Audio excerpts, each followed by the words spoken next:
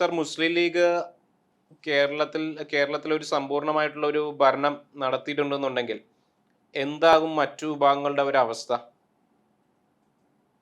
അതിപ്പോ നമ്മൾ വ്യക്തമായി കണ്ടുകൊണ്ടിരിക്കുകയാണ്.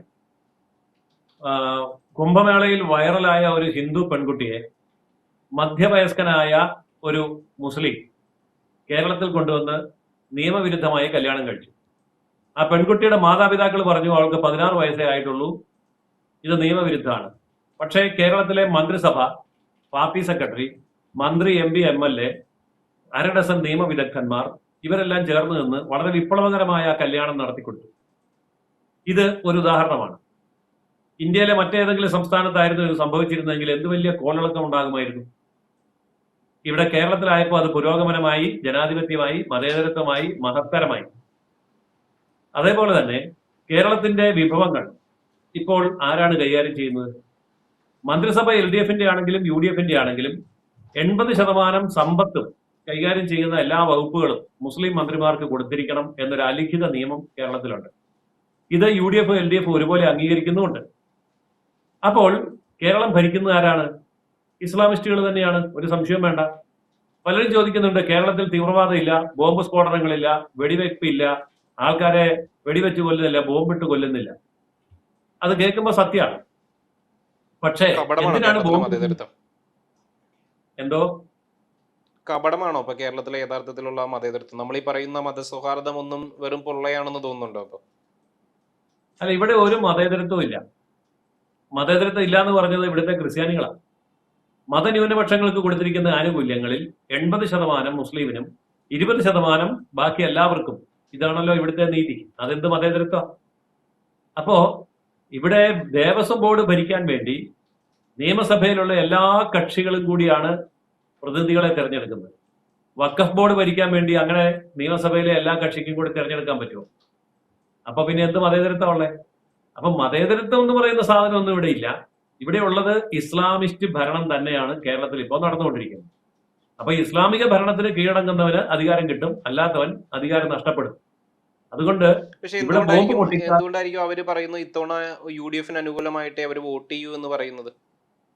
വലിയൊരു തോതിൽ അങ്ങനെ ഒരു കൺസോൾട്ടേഷൻ അവർ നടത്തുന്നത് എന്തുകൊണ്ടായിരിക്കാം? അങ്ങനെയാണെങ്കിൽ അവർക്ക് മുഖ്യമന്ത്രി സ്ഥാനം വേണം, അതുകൊണ്ട് തന്നെ. അല്ല, അവർ പറഞ്ഞു ഉപമുഖ്യമന്ത്രി സ്ഥാനം വേണ്ട എന്നല്ലേ അവര് കഴിഞ്ഞ ദിവസം പറഞ്ഞത്? അവർക്ക് ഉപമുഖ്യമന്ത്രി സ്ഥാനം വേണ്ട എന്ന് പറഞ്ഞാൽ അതിന്റെ അർത്ഥം ഞങ്ങൾക്ക് ഉപമുഖ്യമന്ത്രി സ്ഥാനം വേണ്ട, മുഖ്യമന്ത്രി സ്ഥാനം മതി എന്നാണ് അതിന്റെ അർത്ഥം. അങ്ങനെ ഒരു വിട്ടുവീഴ്ചയ്ക്ക് കോൺഗ്രസ് തയ്യാറാവൂ? എന്ത് വേണേലും ചെയ്യും, അധികാരം കിട്ടിയാൽ മതി. കാരണം ഇന്ത്യൻ പ്രധാനമന്ത്രി എന്ന് പറയുന്ന പദവി കിട്ടാൻ വേണ്ടി പാകിസ്ഥാൻ മുറിച്ചു കൊടുത്തവനാണ് ജവഹർലാൽ നെഹ്റു. ആ ജവഹർലാൽ നെഹ്റുവിന്റെ രക്തമാണല്ലോ കോൺഗ്രസ്. അതുകൊണ്ട് മുസ്ലിം ലീഗിന്റെ കുഞ്ഞാലിക്കുട്ടിയെ മുഖ്യമന്ത്രി ആയിട്ട് VD സതീശനും അതുപോലെ രമേശ് ചെന്നിത്തലയും പിന്നെ ആർക്കെങ്കിലും വേണമെങ്കിൽ അവർ ഒരു 4 ഉപമുഖ്യമന്ത്രിമാരെ അങ്ങോട്ട് കോൺഗ്രസിന് കൊടുക്കും. മുഖ്യമന്ത്രി സ്ഥാനം കുഞ്ഞാലിക്കുട്ടിക്കും കൊടുക്കും. ഒത്തുതീർപ്പിന് കോൺഗ്രസ് തയ്യാറാണ്.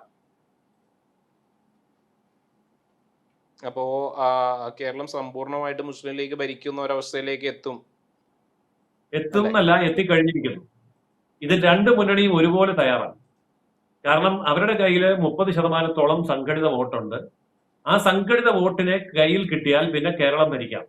ഇതാര് കൈവശപ്പെടുത്തുന്നോ അവരുടെ കയ്യിൽ ഭരണം ഇരിക്കും. അതുകൊണ്ട് ഇസ്ലാമിസ്റ്റുകൾക്ക് കേരളം ഭരിക്കാൻ, പൊളിറ്റിക്കൽ ഇസ്ലാം നടപ്പിലാക്കാൻ ഒരു താമസവും ഇനിയില്ല, ഒരു തടസ്സവും ഇല്ല.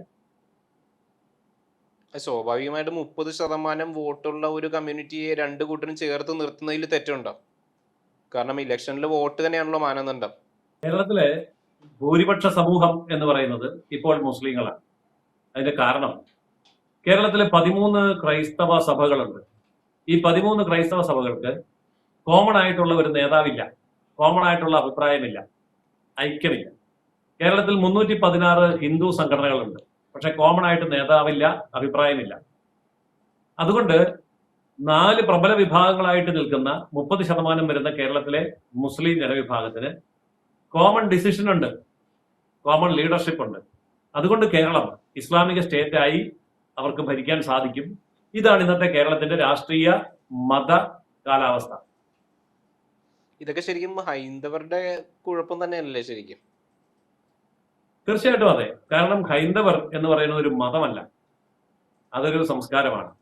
മതങ്ങൾക്ക് മാത്രമേ അണികളെ നിയന്ത്രിക്കാൻ പറ്റൂ, ധർമ്മത്തിന് അണികളെ നിയന്ത്രിക്കാൻ പറ്റില്ല. അപ്പൊ പൊളിറ്റിക്കലൈസ് ചെയ്യാത്ത ഒരു ജനതയാണ്, പൊളിറ്റിക്കലൈസ് ചെയ്യാത്ത ഒരു ജനക്കൂട്ടം മാത്രമാണ് ഹിന്ദു.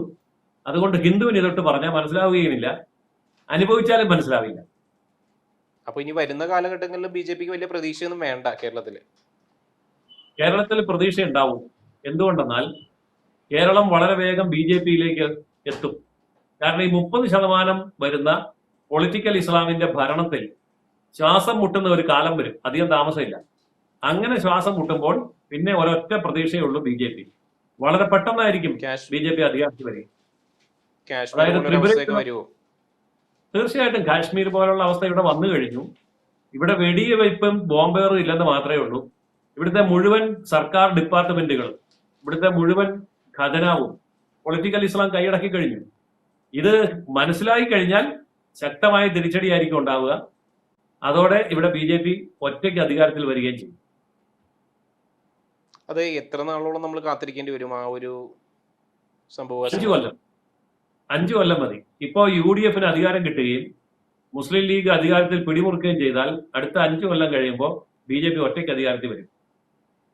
അല്ല, ഈ സംഘടിതമായിട്ടുള്ള ഈ 30% വോട്ടിനെ എങ്ങനെയാണ് ബി.ജെ.പിക്ക് അട്ടിമറിക്കാൻ കഴിയുന്നത്? ബി.ജെ.പിക്ക് അതിനുവേണ്ടി അധ്വാനിക്കേണ്ടി വരില്ല. സഹികെട്ട ബാക്കി എല്ലാവരും കൂടി ഒന്നിച്ച് അതിന് പരിഹാരം കാണാൻ ബി.ജെ.പിയുടെ അടുത്തേക്ക് വരും. ബി.ജെ.പിക്ക് ഒന്നും ചെയ്യേണ്ടി വരില്ല. സ്വാഭാവികമായിട്ട് ബി.ജെ.പിയുടെ നേതാക്കളുടെ ഭാഗത്തു നിന്ന് വലിയ പരിശ്രമം ഒന്നും ഉണ്ടാകുന്നതായിട്ട് തോന്നിയിട്ടില്ല അല്ലേ? ഇപ്പൊ കേരളം പിടിച്ചെടുക്കണമെന്നോ അങ്ങനെ ഒരു ദൃഢമായിട്ടുള്ള ഒരു നിശ്ചയമൊന്നും അവരുടെ ഭാഗത്തു നിന്ന് ഉള്ളതായിട്ട് തോന്നുന്നില്ല അല്ലേ? അല്ല, അതുള്ളത് കൊണ്ടാണല്ലോ 1-2% ഉണ്ടായിരുന്ന ബി.ജെ.പി ഇപ്പൊ 20%-ലേക്ക് വന്നത്. ഈ നിയമസഭാ തെരഞ്ഞെടുപ്പിന്റെ ഫലം പുറത്തു വരുമ്പോൾ എത്ര ശതമാനം വോട്ടാണ് ബി.ജെ.പിക്ക് ലഭിക്കുന്നത് എന്ന് മനസ്സിലാകുമ്പോൾ നമുക്ക് ഈ സംശയം മാറും. കാരണം പ്രബലമായ 2 മുന്നണികളും 24 പാർട്ടികളും ഇവിടുത്തെ മുഴുവൻ മാധ്യമങ്ങളും സമുദായ സംഘടനാ നേതാക്കളും ബി.ജെ.പിക്കെതിരെയുള്ള നിലപാടെടുത്തിരിക്കുന്നത് കൊണ്ടാണ് കാലതാമസം വരുന്നത്. പക്ഷേ ഇനിയിപ്പോ 20% വോട്ടെന്നുള്ളത് കടന്നാൽ, ത്രഷോൾഡ് കടന്നു, പിന്നെ വളരെ പെട്ടെന്നായിരിക്കും ബി.ജെ.പി അധികാരത്തിലേക്ക് വരിക.